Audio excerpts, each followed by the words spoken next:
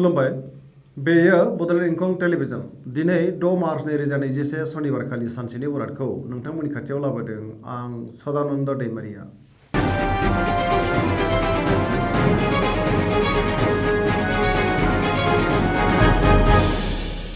सिगां फरायथिनो लादों मेष राशि।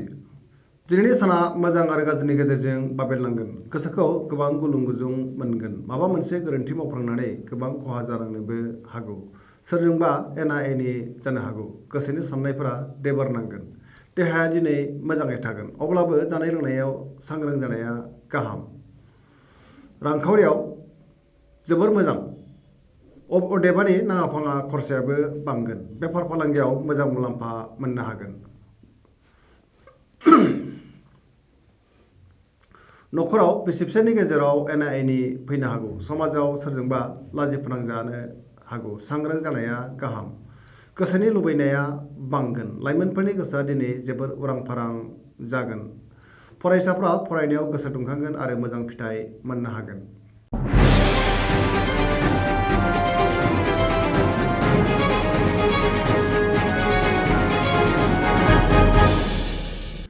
वृष राशि। दिनैनि साना जोबोर मोजां। गोसोखौ जोबोर गोजोननाय मोनगोन। गोसोआव बोलो बांगोन। गोसोनि साननायफोरा फारि फारि जाफुंगोन। मावनो लानाय खामानिखौ थि समावनो मावफुंनो हानानै गोसोखौ बांसिन गोजोननाय मोनगोन। समाजाव दिनै गोबां मान मोनगोन। रांखावरियाव जोबोर मोजां। अदेबानि खरसायाबो बांगोन। बेफार फालांगियाव जोबोर मोजां मुलाम्फा मोनगोन। न'खराव बिसि फिसायनि गेजेराव अननानै फैगोन। बिदा फंबायजों मोजां सोमोन्दो थागोन। बिमा बिफानि अननाय आरो बोर मोनगोन। देहाया दिनै मोजाङै थागोन। अब्लाबो जानाय लोंनायाव सांग्रां जानाया गाहाम। सेंग्रा सिख्लाफ्रा गावबा गावनि गोसोनि साननायफोरखौ फोरमायलायनो हागोन आरो गोसोआ जोबोर रमान्टिक जागोन। फरायसाफ्रा फरायनायाव गोसो दुंखांगोन आरो मोजां फिथाइ मोननो हागोन।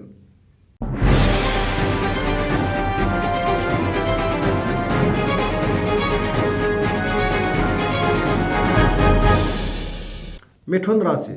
दिनैनि साना जोबोर मोजां। गोसोखौ जोबोर गोजोननाय मोनगोन। गुबुनखौ मान होनो रोंगोन। मावनो लानाय खामानिखौ थि समावनो मावफुंनो हागोन आरो मोजां फिथाइ मोननो हागोन। देहाया दिनै मोजाङै थागोन। अब्लाबो जानाय लोंनायाव सांग्रां जानाया गाहाम। गोसोनि साननायफोरा जाफुंगोन। रांखावरियाव जोबोर मोजां। मोननो गोनां धोनखौ दिनै मोननो हागोन। बेफार फालांगियाव मोजां मुलाम्फा मोनगोन। न'खराव बिसि फिसायनि गेजेराव अननानै फैगोन। बिदा फंबायजों मोजां सोमोन्दो थागोन आरो हेफाजाब मोनगोन। गोसोनि बोलोआ बांगोन। गुबुननि गोसोखौ गोरलैयैनो बोनो हागोन। लाइमोनफोरनि गोसोआ दिनै जोबोर रमान्टिक जागोन आरो गावबा गावनि गोसोनि साननायफोरखौ फोरमायलायनो हागोन। फरायसाफ्रा फरायनायाव गोसो दुंखांगोन आरो मोजां फिथाइ मोनगोन।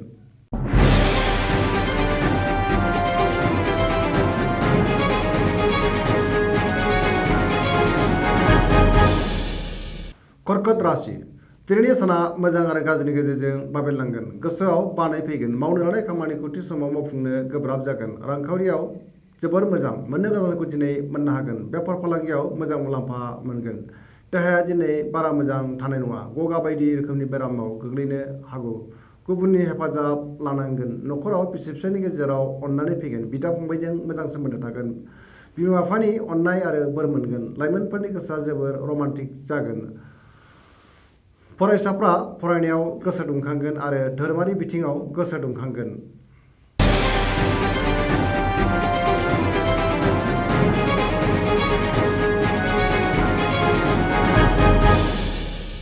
सिंह राशि। दिनैनि साना जोबोर मोजां। गोसोखौ जोबोर गोजोननाय मोनगोन। गोसोनि बोलोआ बांगोन। मावनो लानाय खामानिखौ थि समावनो मावफुंनो हानानै बांसिन गोजोननाय मोनगोन। गोबां बिथिङावनो जाफुंसारगोन। बहाबा दावबायहैनो खाबु मोनगोन। रांखावरियाव जोबोर मोजां। मोननो गोनां धोनखौ दिनै मोननो हागोन। बेफार फालांगियाव जोबोर मोजां मुलाम्फा मोनगोन। न'खराव बिदा फंबायजों मोजां सोमोन्दो थागोन आरो अननानै फैगोन। बिसि फिसायनि गेजेराव मोजां सोमोन्दो थागोन। गोसोनि बोलोआ बांगोन। गोसोनि साननायफोरा फारि फारि जाफुंगोन। गुबुननि थाखाय मोजां खामानि मावनानै होनो हागोन। समाजाव दिनै गोबां मान मोनगोन। सेंग्रा सिख्लाफ्रा गावबा गावनि गोसोनि साननायफोरखौ फोरमायलायनो हागोन आरो गोसोआ जोबोर रमान्टिक जागोन।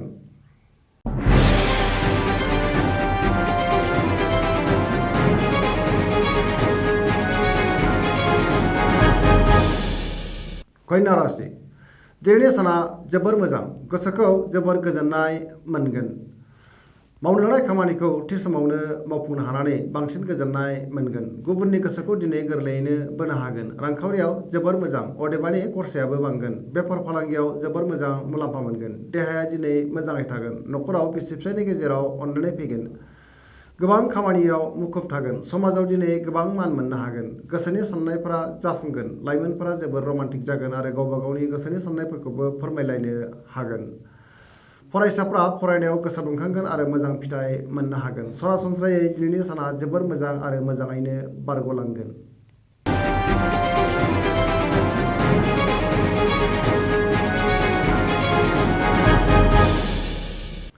तुला राशि दिनैनि साना जोबोर मोजां गोसोखौ जोबोर गोजोननाय मोनगोन गोसोनि बोलोआ बांगोन गोसोनि साननायफोरा जाफुंगोन मावनो लानाय खामानिखौ थि समावनो मावफुंनो हागोन बबेबा सुबुं गौमायाव बाहागो लानो खाबु मोनगोन देहाया दिनै मोजाङै थागोन रांखावरियाव जोबोर मोजां मोननो गोनांफोरखौबो दिनै मोननो हागोन न'खराव बिसि फिसायनि गेजेराव अननानै फैगोन समाजाव गोबां मान मोनगोन फरायसाफ्रा फरायनायाव गोसो दुंखांगोन आरो मोजां फिथाइ मोननो हागोन लोगोफोरनि हेफाजाब मोनगोन गोसोआ दिनै जोबोर रमान्टिक जागोन न'खराव सुखुनि दैमु बोहैगोन पजिटिभ एनार्जिनि गोहोम गोग्लैगोन जायखि खामानि मावा मानो मोजाङैनो मावफुंनो हागोन आरो जाफुंसारगोन।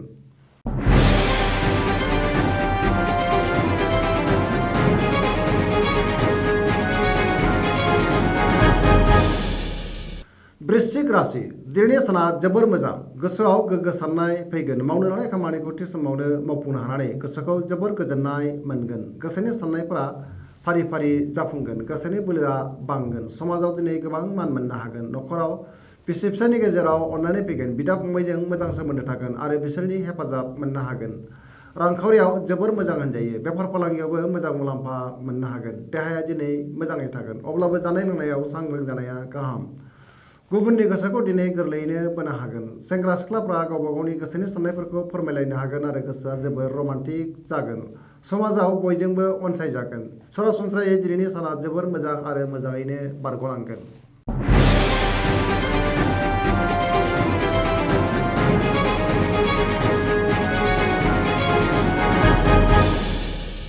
धनु राशि दिनैनि साना जोबोर मोजां गोसोखौ जोबोर गोजोननाय मोनगोन गोसोआव गोग्गो आरो मोजां साननाय फैगोन मावनो लानाय खामानिखौ थि समावनो मावफुंनो हागोन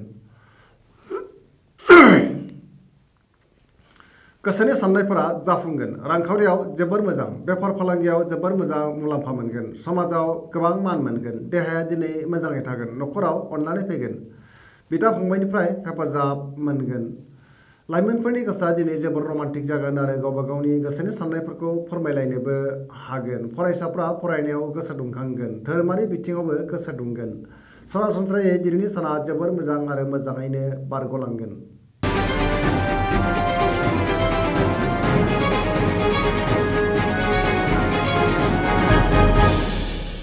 मकर राशि दिनैनि साना जोबोर मोजां गोसोखौ जोबोर गोजोननाय मोनगोन मोनफ्रोमबो बिथिङावनो जाफुंसारगोन मावनो लानाय खामानिखौ थि समावनो मावफुंनो हानानै बांसिन गोजोननाय मोनगोन रांखावरियाव दिनै जोबोर मोजां होनजायो बेफार फालांगियावबो मोजां मुलाम्फा मोननो हागोन न'खराव अननानै फैगोन गोसोनि साननायफोरा जाफुंगोन गुबुना खहा खालामनो नाजाब्लाबो खहा खालामनो हानाय नङा सुथुरा जेनगोन लाइमोनफोरा जोबोर रमान्टिक जागोन आरो गावबा गावनि गोसोनि साननायफोरखौबो फोरमायलायनो हागोन फरायसाफ्रा फरायनायाव मोजां फिथाइ मोननो हागोन बहाबा दावबायहैनो खाबु मोनगोन।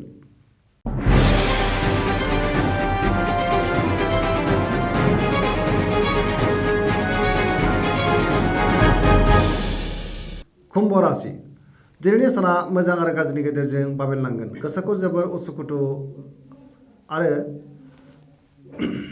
गुलाय गुजाय मोनगोन मावनो लानाय खामानिखौ थि समावनो मावफुंनो हानाय नङा समाजाव मान मोनगोन गोबां मुंदांखा सुबुंजों लोगो मोनलायगोन रांखावरियाव जोबोर मोजां बेफार फालांगियावबो जोबोर मोजां मुलाम्फा मोनगोन देहाया दिनै बारा मोजां थानाय नङा लोमजानाय मोनगोन जानाय लोंनायाव सांग्रां जानाया गाहाम न'खराव बिसि फिसायनि गेजेराव अननानै फैगोन बिदा फंबायजों मोजां सोमोन्दो थागोन गुबुननि हेफाजाब मोनगोन बिमा बिफानि अननाय आरो बोर मोनगोन बहाबा दावबायहैनो खाबु मोनगोन।